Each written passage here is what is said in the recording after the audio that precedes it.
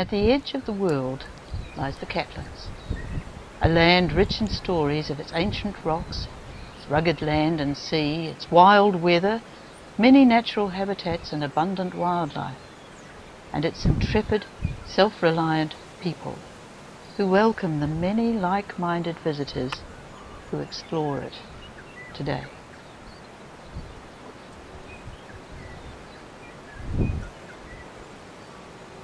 This land parted along with the rest of what became New Zealand from the Gondwanaland supercontinent 80 million years ago. It drifted away with its cargo of ancient plants and animals to an even more remote location in the South Pacific. The ancient rocks of the Catlins are over 160 million years old and contain the fossilized remains of animals and plants from the Triassic and the Jurassic period, the age of dinosaurs. The Catlins is a rugged land in a vast ocean.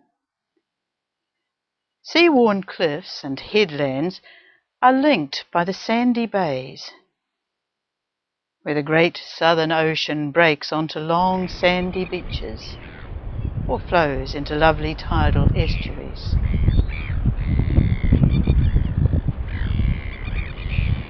Many small river valleys separate the rugged inland hill ranges. The wild weather that's associated with the Catlins is actually mild because of the influence of the Southern Ocean, and it's moist because of the hills and the exposure to the winds of the roaring forties. The skies are ever-changing hues of blue and purple, cream and gold. The diverse land, the coast and weather of the Catlins leads to diverse and rich natural habitats. Waterways wind through beautiful native podocarp and beech forests. Tussock and shrubland cling to cool valley floors or drier inland fringes. The many estuaries and rocky shores are a rich home to small animals and birds. Wildlife abounds in the Catlins. Rare species include the yellow-eyed penguins and occasional visiting crested penguins, and the many shore and oceanic birds.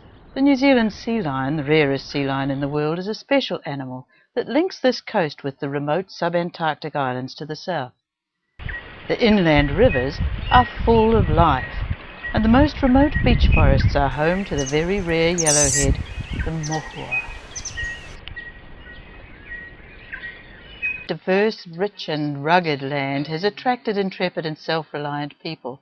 Over 800 years ago, the early Maori people knew this coast, forest and rivers well.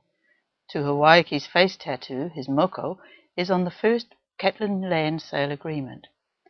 One of the first Europeans to see the coast was Robert Molyneux.